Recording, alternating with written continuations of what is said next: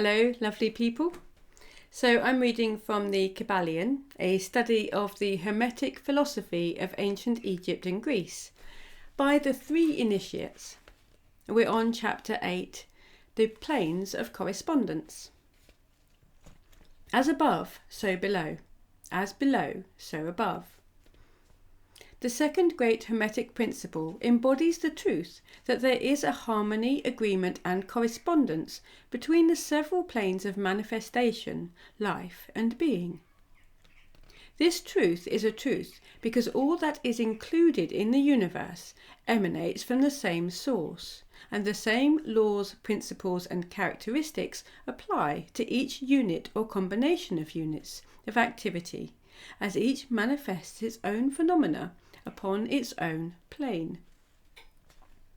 For the purpose of convenience of thought and study, the Hermetic philosophy considers that the universe may be divided into three great classes of phenomena, known as the three great planes, namely the great physical plane, the great mental plane, the great spiritual plane. These divisions are more or less artificial and arbitrary, for the truth is that all of these three divisions are but ascending degrees of the great scale of life, the lowest point of which is undifferentiated matter, and the highest point is that of spirit. Moreover, the different planes shade into each other, so that no hard and fast division may be made between the higher phenomena of the physical and the lower of the mental, or between the higher of the mental and the lower of the physical. In short, the three great planes may be regarded as three great groups of degrees of life manifestation. While the purposes of this little book don't allow us to enter into an extended discussion of or explanation of the subject of these different planes, still we think it well to give a general description of the same at this point.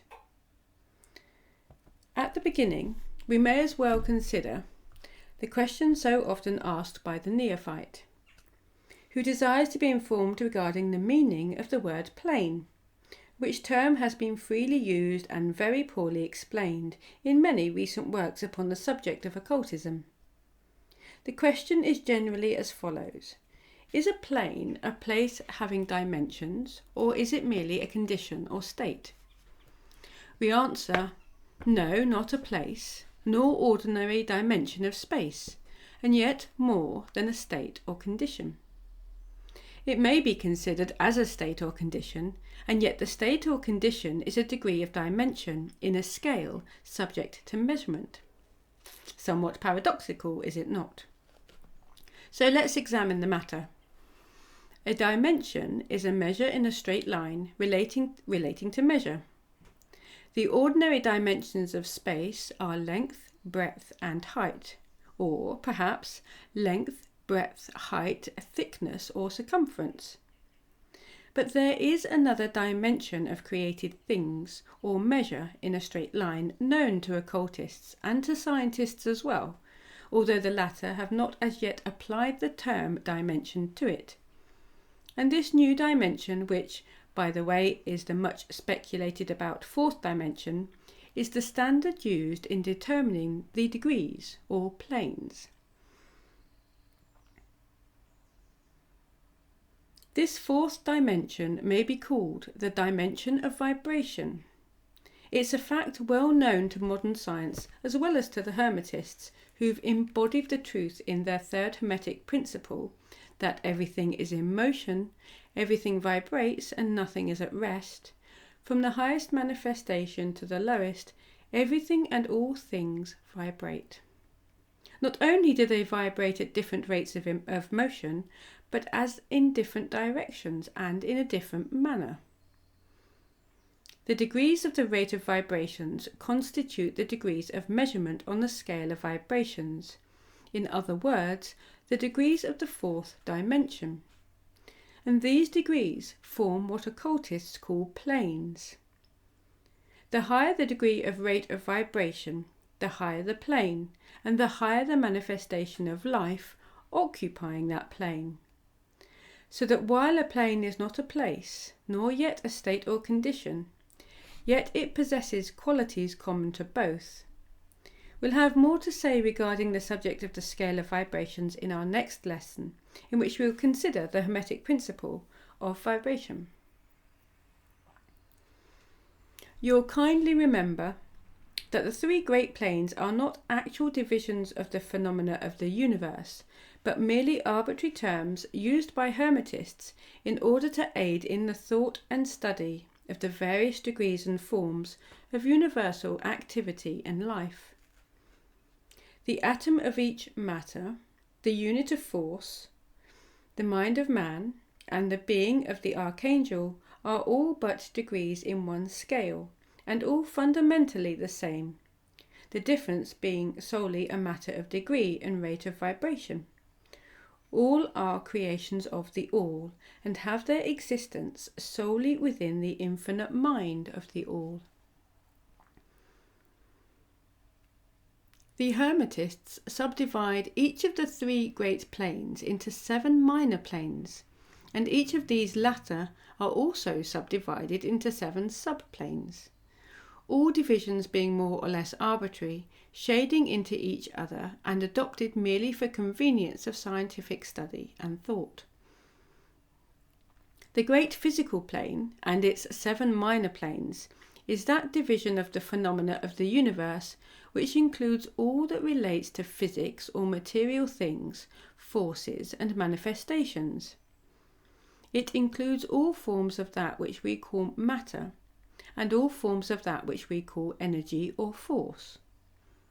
But you must remember that the Hermetic philosophy doesn't recognize matter as a thing in itself, or as having a separate existence, even in the mind of the All. The teachings are that matter is but a certain form of energy, that is, energy at a low rate of vibrations of a certain kind, and accordingly the Hermetists classify matter under the head of energy, and give to it 3 of the 7 minor planes of the great physical plane. 3 7 minor physical planes are as follows: the plane of matter A, the plane of matter B, the plane of matter C, the plane of ethereal substance, the plane of energy A, the plane of energy B, the plane of energy C. And actually, if you go and have a look at one of my earlier readings of Max Heindel's Rosicrucian Cosmoconception, he also breaks it down like this, and there's a lot more detail in that book. I'll continue.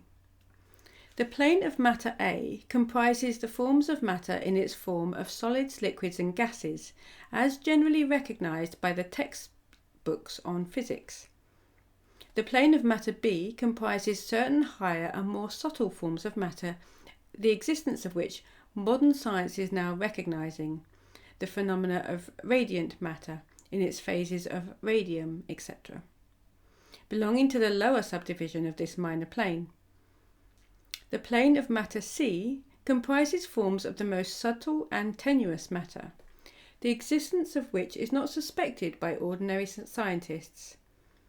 The plane of ethereal substance comprises that which science speaks of as the ether, a substance of extreme tenuity and elasticity, pervading all universal space, and acting as a medium for the transmission of waves of energy, such as light, heat, electricity, etc.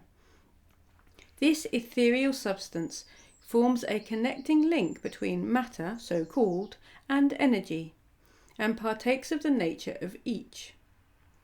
The Hermetic teachings, however, instruct that this plane has 7 subdivisions, as have all the minor planes, and that in fact there are 7 ethers instead of but 1.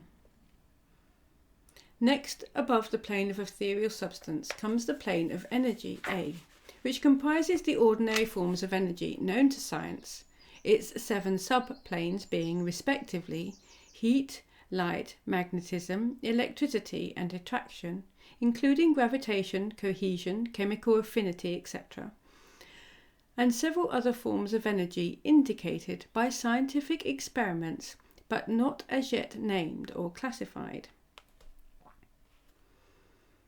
The plane of energy B comprises 7 subplanes of higher forms of energy not as yet discovered by science, but which have been called nature's finer forces, and which are called into operation in manifestations of certain forms of mental phenomena, and by which such phenomena becomes possible.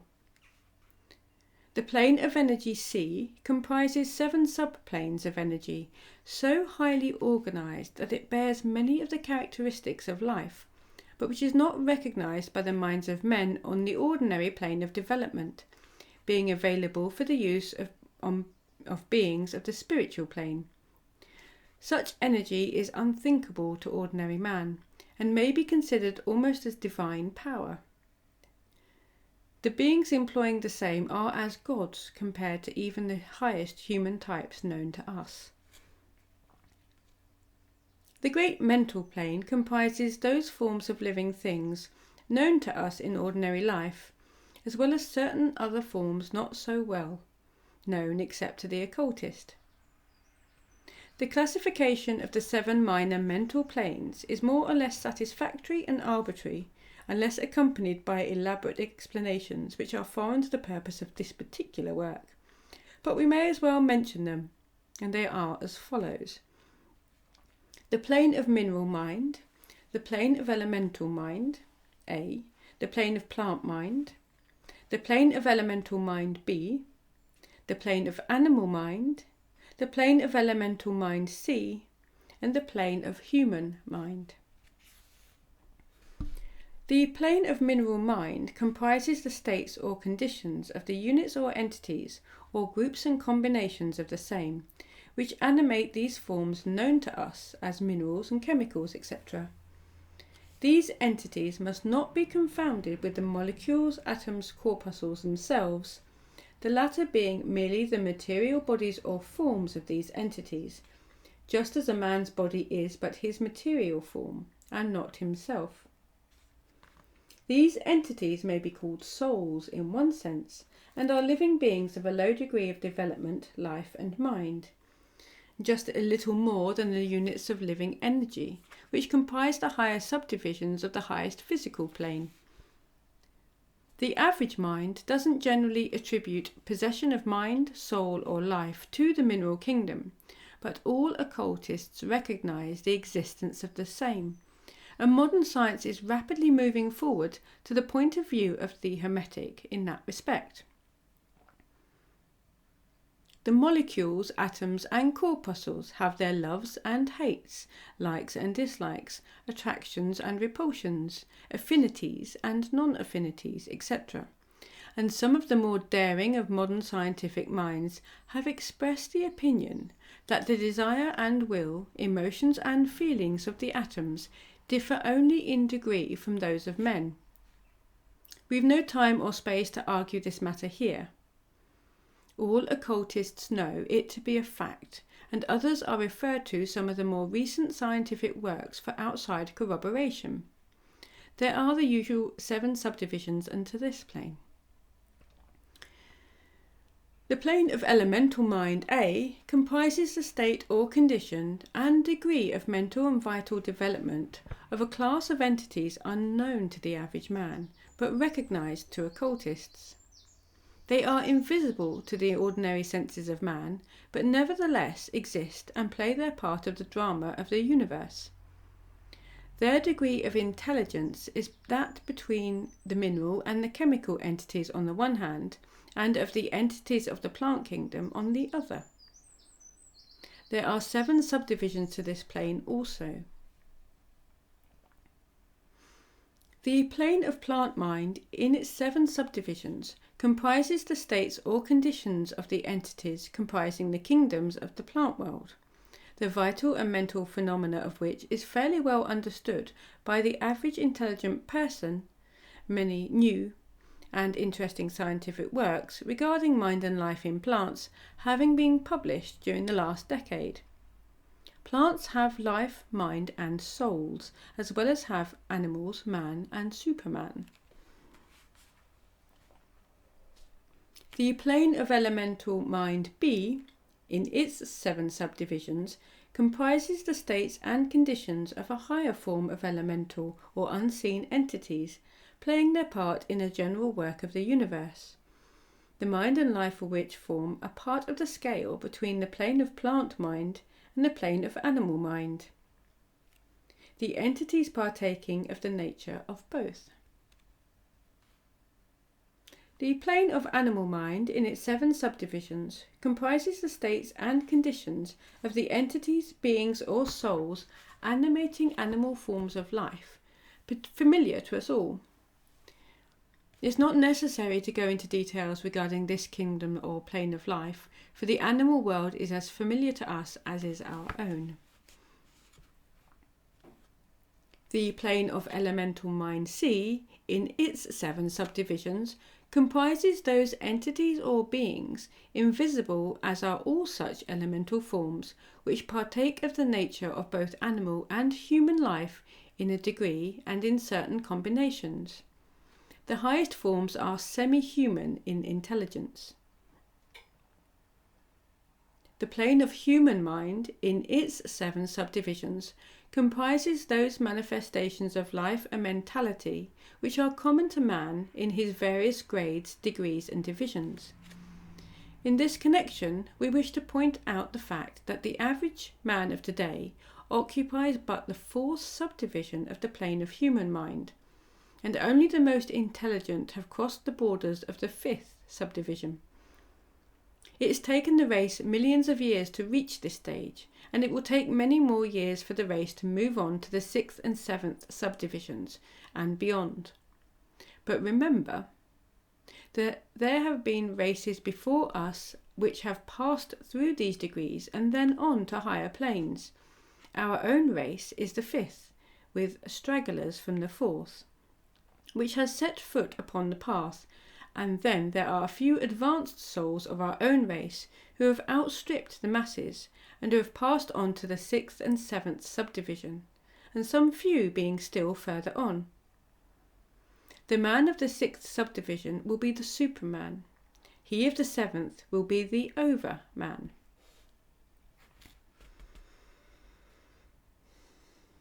In our consideration of the 7 minor mental planes, we've merely referred to the 3 elementary planes in a general way.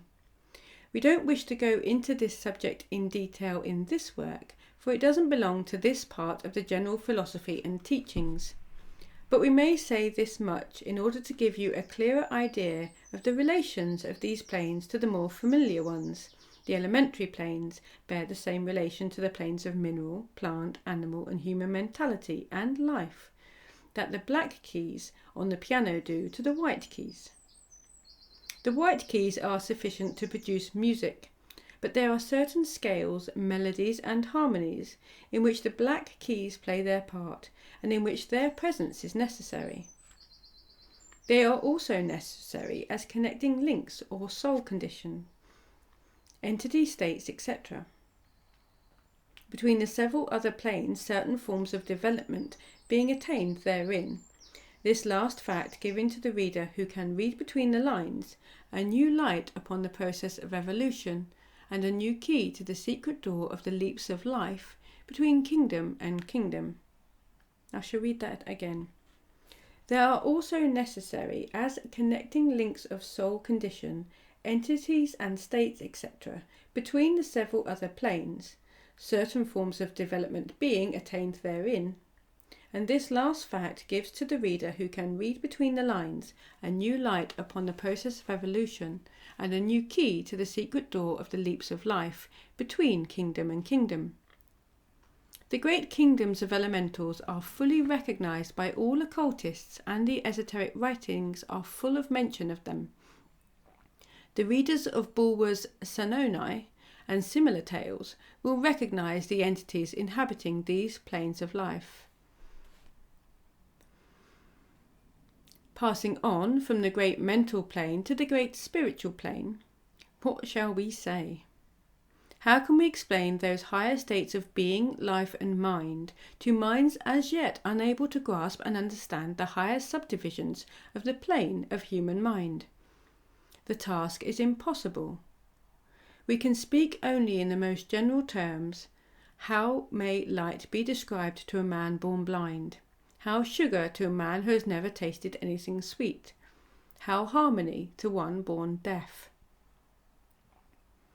All that we can say is that the 7 minor planes of the great spiritual plane, each minor plane having its 7 subdivisions, comprise beings possessing life, mind and form, as far above that of man today as the latter is above the earthworm, mineral, or even certain forms of energy or matter. The life of these beings so far transcends ours that we can't even think of the details of the same. Their minds so far transcend ours that to them we scarcely seem to think, and our mental processes seem almost akin to material processes. The matter of which their forms are composed is of the highest planes of matter. Nay, some are even said to be clothed in pure energy. What may be said of such beings? On the 7 minor planes of the great spiritual plane exist beings of whom we may speak as angels, archangels, and demigods.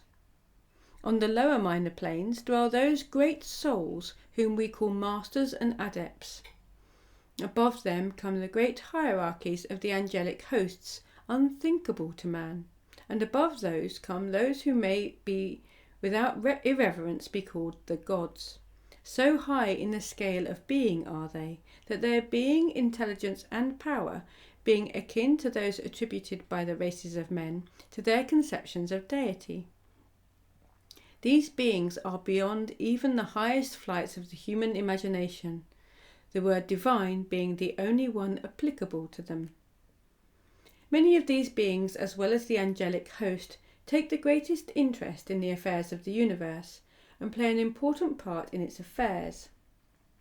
These unseen divinities and angelic helpers extend their influence freely and powerfully in the process of evolution and cosmic progress. Their occasional intervention and assistance in human affairs have led to the many legends, beliefs and religions and traditions of the race, past and present.